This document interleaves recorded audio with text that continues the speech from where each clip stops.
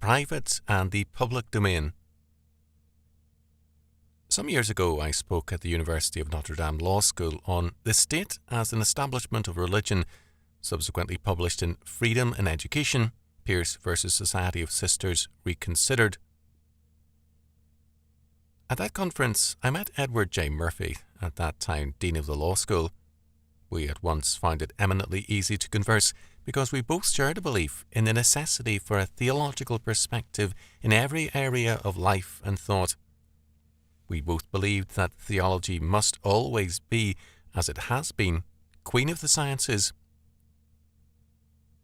Because God is the creator and governor over all things, it necessarily follows that all things are of necessity under his ordination and to be understood only in terms of him. Thus, despite my thoroughly Calvinistic world and life faith and Edward Murphy's equally strong Roman Catholic faith, we quickly found that we had much in common. Subsequently, Edward Murphy wrote for the Chalcedon Foundation's Ross House books in his study of In Your Justice, which is still happily carried by us. He expressed an interest in writing a study of theology, and he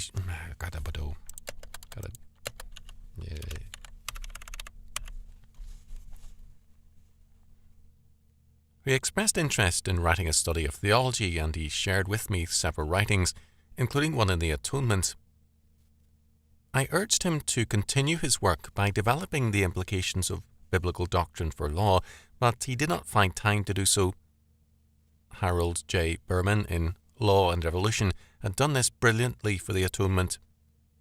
Anselm's work had led to the application of law to Christ's atonement, namely that Christ's atoning death, a restitution to God for our sins, required the premise of restitution civilly and religiously. The result was a revolution in law which superbly reshaped Christendom.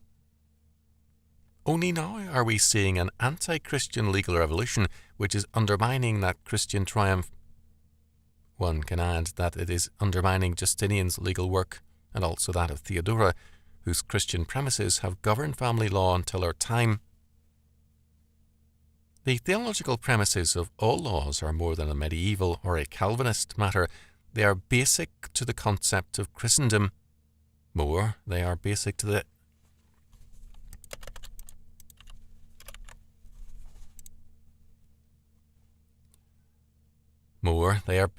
the idea of law. One of the unhappy facts about our present era is its disregard for the past and its impatience with definitions.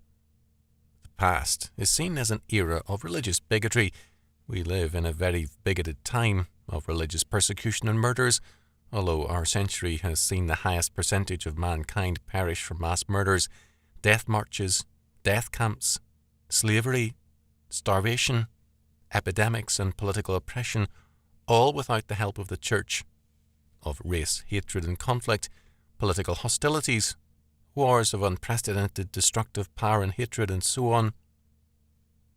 Our age's self-congratulations are not in order, but our humanistic overlords are convinced that, once Christianity was shoved into the closet, the age of peace and innocence was surely dawning. By definition, we are the age of light. One is reminded of St. Paul's comments that, in a time of falsity and deceit, quote, Satan himself is transformed into an angel of light. End quote. Law has been redefined to mean what the state decrees. The Encyclopaedia Britannica, in its first edition, 1771, began its study of law with a brief definition, quote, Law may be defined, the command of the sovereign power containing a common rule of life for the subjects. End quote. For us, the sovereign power is not the state, but God. We have forgotten that for the Puritan minds in terms of a centuries-old tradition. Sovereign meant Lord or God, and sovereignty was an attribute of God alone. On the Jubilee of the Constitution in New York City on April 30th, 1839, former President John Quincy Adams spoke at length on the meaning of sovereignty by the state as against freedom. The English lawyers held Parliament to be omnipotent because of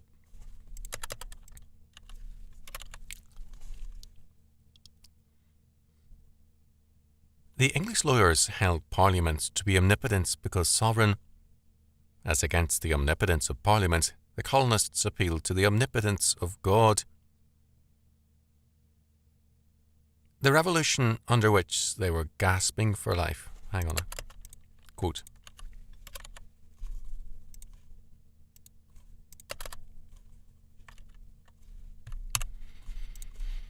I gotta see how much I have left here.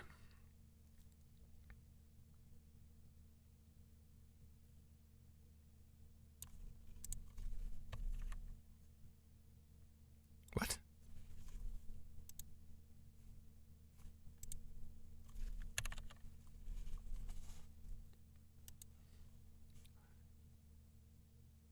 Quote, the revolution under which they were gasping for life, the war which was carrying desolation into all their dwellings, the mourning into every family, had been kindled by the abuse of power, the power of government. An invincible repugnance to the delegation of power had thus been generated by the very course of events which had rendered it necessary, and the more indispensable it became, the more awakened was the jealousy, and the more intense was the distrust by which it was to be circumscribed. End quote. Adams, as a Unitarian, was at times fuzzy in his theology, but enough of his Puritan heritage remained with him for him to conclude, quote, there is the Declaration of Independence, and there is in the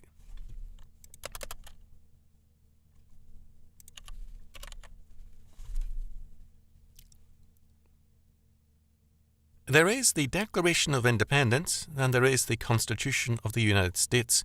Let them speak for themselves.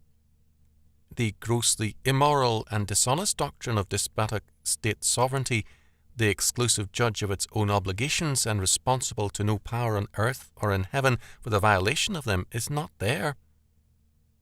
The Declaration says, it is not in me. The Constitution says, it is not in me. End quote. A like speech today would not be understood. We have returned to the pagan doctrine that the state is sovereign, which contains and comprehends all spheres and areas of life within itself. This doctrine will in time hold the church to be no more than an aspect of the life of the state, if it is at all tolerated. We must remember that the word liturgy in its origin meant a public work, because religion was simply a department of state and public morale. The pagan state saw religion as a private matter, hence the multiplicity of religions recognized and controlled by such a state as Rome. The public arena was the state. The great revolution wrought by Christianity through the medieval church, Calvinism and the Counter-Reformation, was to insist that the supremely public domain is that of Christianity and the church. The faith cannot become a private matter without a denial of Christianity or a reduction of it to one of the ancient mystery religions, another way of destroying the church and the faith. But a revolution has occurred. We see it most obviously in certain areas, such as sexual morality, now held to be simply a private matter and of no concern to society or the state. In fact, many object to efforts to further chastity or to condemn homosexuality because it is held that one's decisions here are purely private matters, and to insist on a Christian stand is to attempt to force on the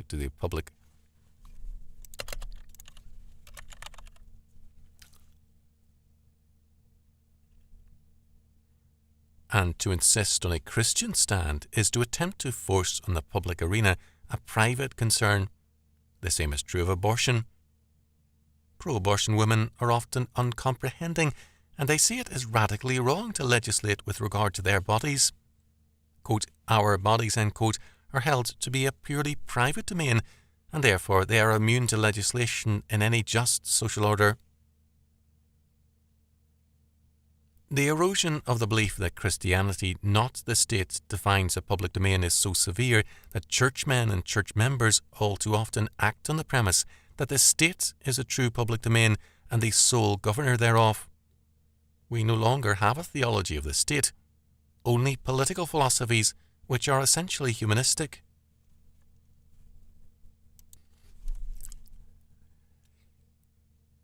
But if the triune God is indeed the creator of heaven and earth and all things therein, then the state is not our rule-maker, nor the church's, nor its own. The state is a derivative institution, an aspect of God's world and order, not its own determiner. No more than any man or woman can choose to create his or her own. No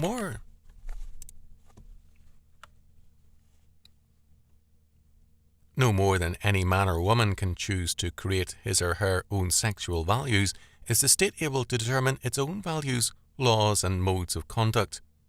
Of course, we now teach children in our state schools to choose their own values, so the collapse of religion and ethics into the private domain is far gone. But God alone is the true lawgiver, because he alone is sovereign.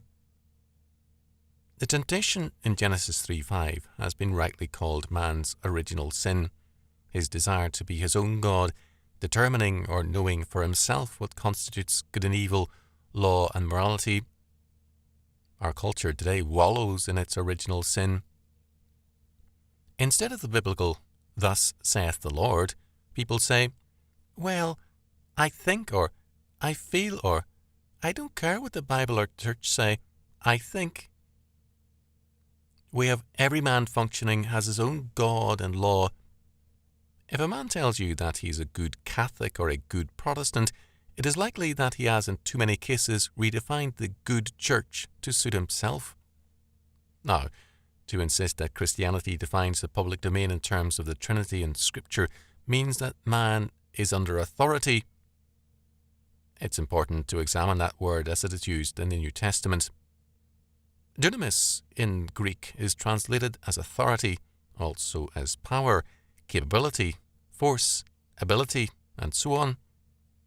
Otto Betz said, quote, "Originally it meant the seat of government, and then, equally, someone who was in such a position of authority or strength." End quote. The gospel is the power of God unto salvation, and the cross and resurrection supremely manifest the power of God. Another word for authority, also for right and power, is exousia in Greek. It refers to the exercise of authority by a ruler, father, or some delegated person. Both dunamis and exousia are, quote, related to the work of Christ, the consequent new ordering of cosmic power structures, and the empowering of believers. End quote. The implication is that all non-Christian authority is ultimately illegitimate. This does not mean that we have the freedom to be lawless in relation to them. St. Paul, for example, counsels believers who are slaves to avoid insurrection, having, quote, "been bought with a price, be not ye slaves of men," end quote. However, quote, "if thou mayest be made free, use it rather," end quote. Freedom is to be desired, but it is not the only moral concern. But the insistence throughout history on some sole moral concern has led to serious social disruptions. The throne of authority is not man's conscience, but the sovereign and triune God. It has been Christianity which has most insisted on the necessity for a clean conscience before God. The whole concept of confession in its Roman Catholic and Protestant histories has been a history of the examination and the cleansing of the conscience. This is a radically different concept from that of a humanistic individualism which absolves the conscience of accountability to God or... Try that again.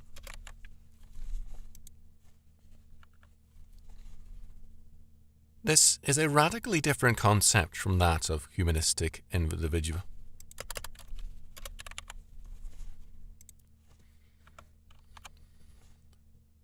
This is a radically different concept from that of humanistic individualism, which absolves the conscience of accountability to God or to man. Since World War II especially, conscience in the Western world has claimed absolution from all accountability to God.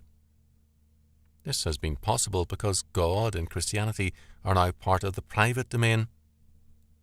This is a tacit assumption that God does not exist, and that he is at best a conjectural idea and of no concern to the functioning of the public domain.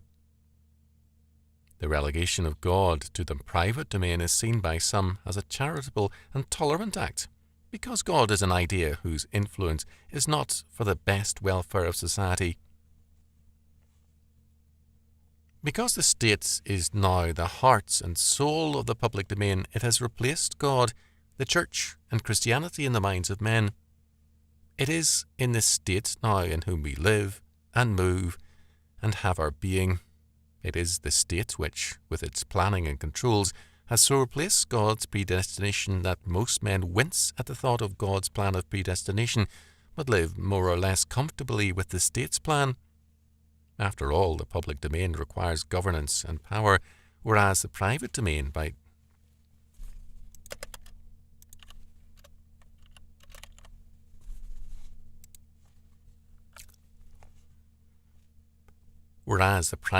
to which God and Christianity have been reduced must remain as ideas only, and be grateful for that.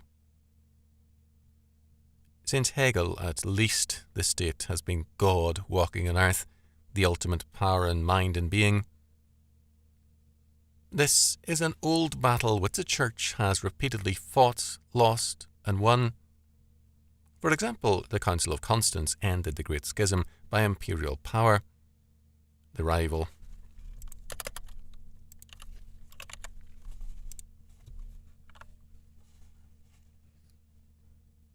The three rival popes were reduced to one, but the price was losing control of the Church to the Emperor and some monarchs, notably the French, and later the Spanish.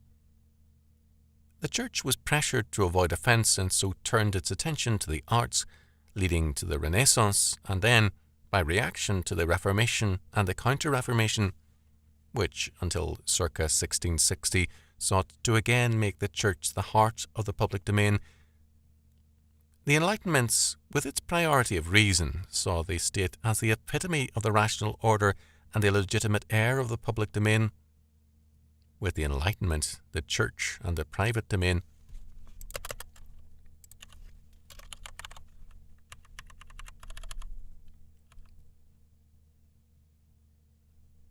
With the Enlightenment, the Church, as the private domain, was seen as the anti-reason realm. Men less and less concerned themselves with the faith, and they saw the Church as a domain of unreason and emotionalism, and hence primarily for women and children. Since then, the Church has become more and more outside the concerns of men. Now, with the rise of feminism, women seek to take over the leadership of the Church as, quote, rightfully, end quote, theirs.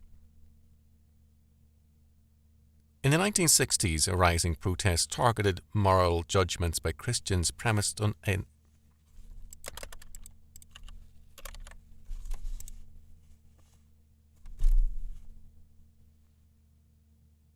the 1960s, a rising protest targeted moral judgments by Christians premised on any moral character or standard. Morality was a matter for the private domain and a purely personal concern. To object to abortion, homosexuality, or euthanasia was to insist that chastity should be promoted or at least mentioned in sex education courses of study was held to be an unwarranted confusion of church and state. The nature of the rationale behind this has been apparent in numerous works. Alistair Palmer, in a review of one such book in the English Spectator, observed, quote, "For the last 2,000 years, the central assumption of Western philosophical thought has been that the path of wisdom leads to righteousness. Almost all moral philosophy has been dedicated to trying to prove that no one who is fully rational can fail to be good, because truth, goodness, and rationality are one." End quote. Previously, challenges to this assumption came from men who could be dismissed as mad, such as the Marquis de Sade, Friedrich Nietzsche, and the like. Now such ideas are promoted routinely by academicians, members of the media, artists, and routine citizens of commonplace backgrounds. Palmer cites the fact that Nietzsche held that, quote, power worship, end quote, must replace morality, and Bernard Williams denies that power must of necessity do so. Palmer is not so sure. What neither Palmer nor Williams fail to consider is why morality should, like religion, be excluded from the public domain. After all, how people behave very much affects the public realm, and the consequences of a Hitler or a Stalin commanding that sphere are very different from the results of King Alfred's rule. The citation of King Alfred, now a somewhat forgotten figure, is deliberate. King Alfred was concerned with two causes. First, he sought to free his realm from the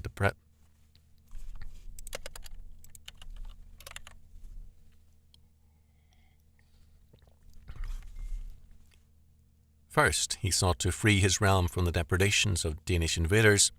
Second, to strengthen his realm, he insisted that God's law, as given in the Bible, govern his realm. Dominion or rule was for him a religious fact, and it necessarily meant that the premises of a particular faith prevail. Religion is the, quote, ultimate concern, end quote, as Paul Tillich held, as the US Supreme Court has used this definition.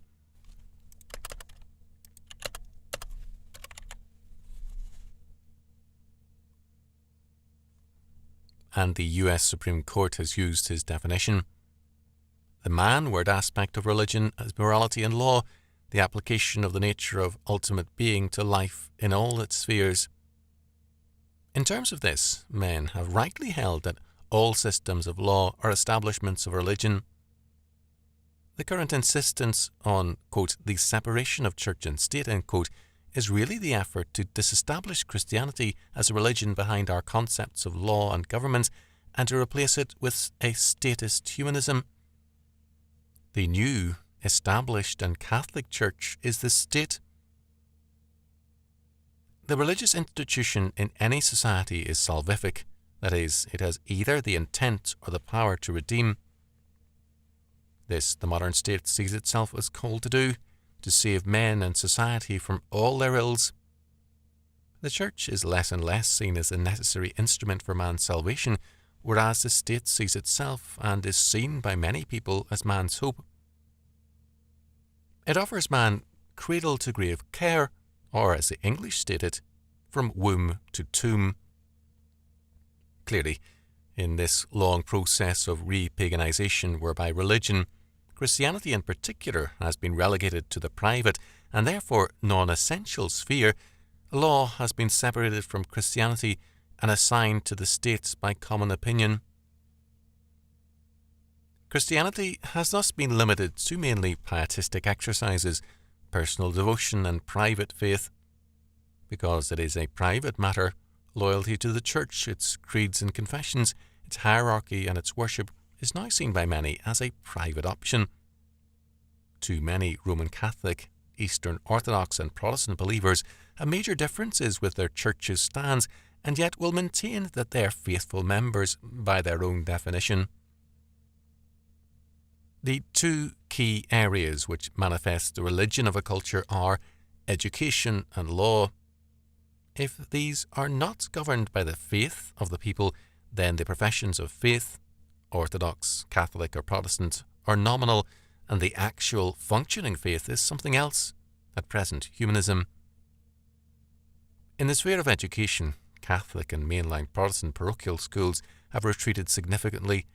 However, a major explosion of Christian schools and homeschooling has taken place. In the sphere of law, a few starts have been made to think, and what does this mean?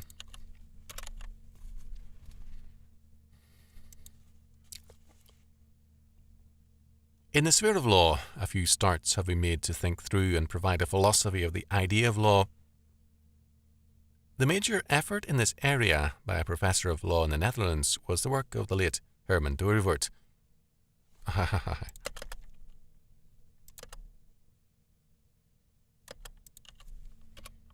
Okay, I'm going to have to look this. Die Weffelküste wird verstanden.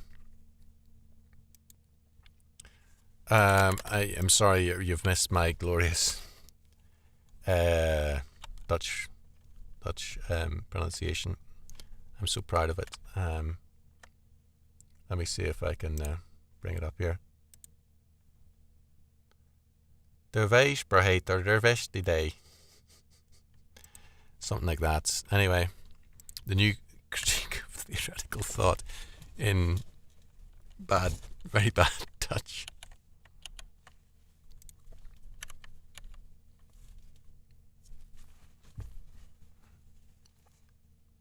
There is another aspect to this question.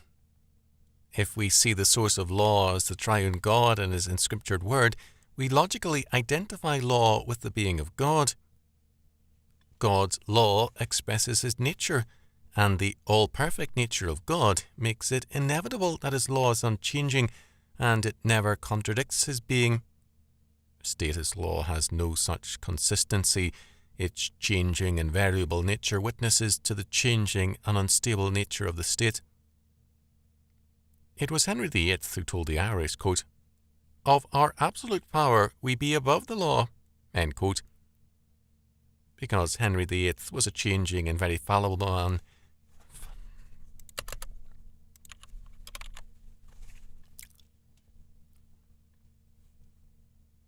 Because Henry VIII was a changing and very fallible man, his law was equally fallible and unstable. His law expressed his nature, even as contemporary status laws express too often the fallen and sinful views of men. About 1970, a lawyer remarked to me that law was being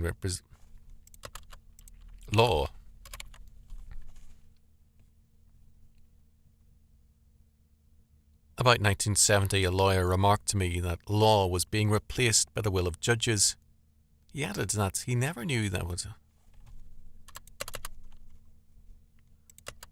He added that he never knew. He added that he never knew what the law would be when he walked into a court. In 1974, Paul Hoffman wrote a study of a criminal lawyer and gave that man's comment prominence as the book's title. What the hell is justice? The law... What the hell is justice? Sorry. What the hell is justice? The law is too often regarded with cynicism in our time because it lacks any Christian foundation. Some years ago, J.M. Spear observed that, quote, "The Christian philosopher must start with the revealed truth that the sovereign creator has placed his entire creation under law. The term cosmic law order expresses the fact that everything created is subject to the laws of God." End quote. God's laws are, like God, unchangeable. Man, because he is a creature, is under law, his Maker's law. Spear further relates that, quote, "Not to be under law would be to be as God. Recall the lying words of the serpent in paradise, quote, 'Do not be troubled by God's law. Elevate yourself above it, and you will be as God.' End quote. But to be like God, no.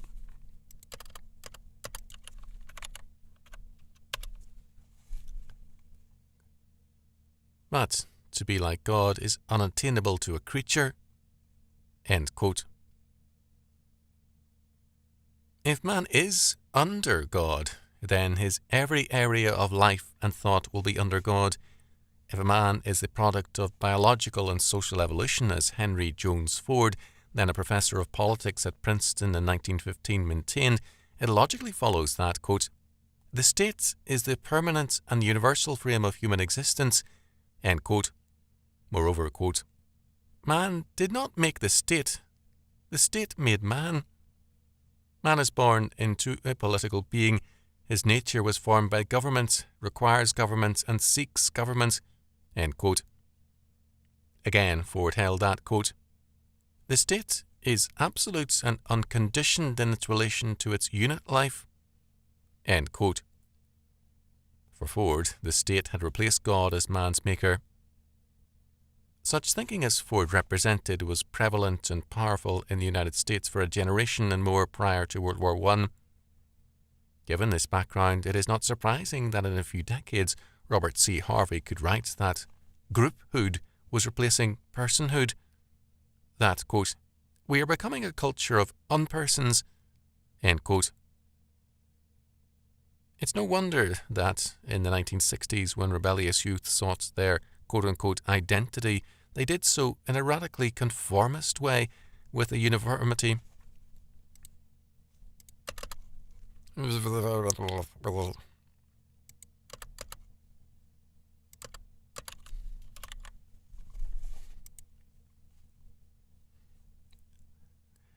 a uniformity of hair and dress styles that depersonalized them.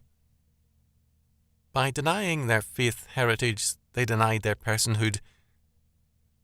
We must remember that in the medieval era, one Northern European people declared, "We are men and we will have laws."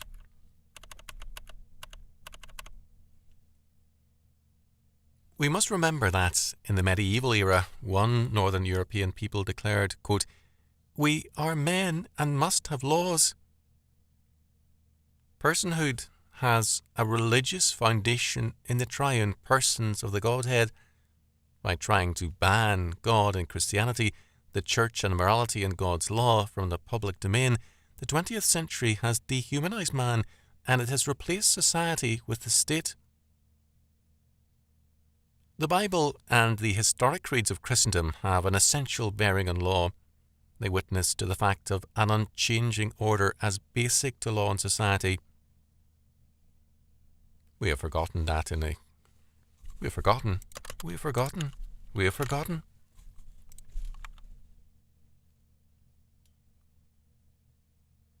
We have forgotten that in colonial and early American history, such bodies as the Massachusetts General Court and the Virginia House of Burgesses were not legislative bodies, but citizens' assemblies to protect and ensure sound and lawful administration. They did not make laws so much as to protect law. It would not have occurred to them that Christianity should occupy the private domain and quietly surrender the world to the state. For them, the state had as much a duty to be Christian as did the church, and, for that matter, the family, the school, the arts and sciences, and all things else. This was the ancient stand of Christendom. A return to this perspective is a necessary step towards the establishment of a viable order. All right, we're going to tag on the author.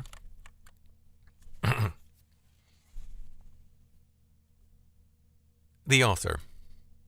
Rousas John Rushdoony is a well-known American scholar, writer, and author of over 30 books. He holds BA and MA degrees from the University of California and received his theological training at the Pacific School of Religion. An ordained minister, he has been a missionary amongst the Paiute and Shoshone Indians, as well as pastor of 2 California churches. He is founder of Chalcedon Foundation, an educational organization devoted to research, publishing, and cogent communication of a distinctively Christian scholarship to the world at large.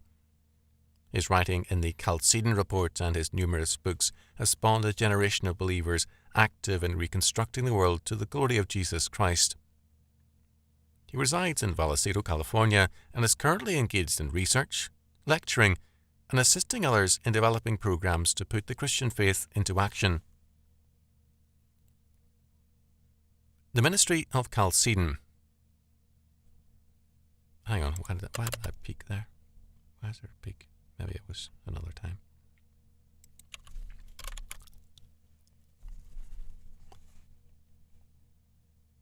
Chalcedon is a Christian educational organization devoted exclusively to research, publishing, and cogent communication of a distinctively Christian scholarship to the world at large.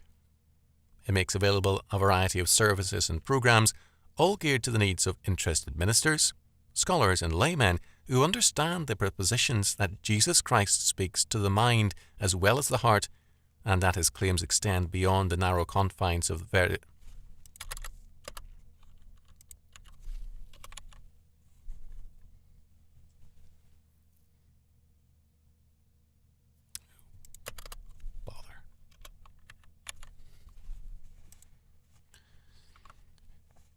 and that his claims extend beyond the narrow confines of the various institutional churches. We exist in order to support the efforts of all Orthodox denominations and churches. Chalcedon derives its name from the great Ecclesiastical Council of Chalcedon, AD 451, which produced the crucial Christological definition, quote, "Therefore, following the Holy Fathers, we all with one accord teach men to acknowledge one and the same Son, our Lord Jesus Christ, at once complete in Godhead and complete in manhood, truly God and truly man." End quote. This formula directly challenges every false claim of divinity by any human institution, state, church, cult, school, or human assembly. Christ alone is both God and man, the unique link between heaven and earth. All human power is therefore derivative. Christ alone can announce that, quote, "All power is given unto me in heaven and in earth," Matthew 28:18. Historically, the Chalcedonian Creed is therefore the foundation of Western liberty, for it sets limits on all authoritarian human institutions by acknowledging the validity of the claims of the one who is the true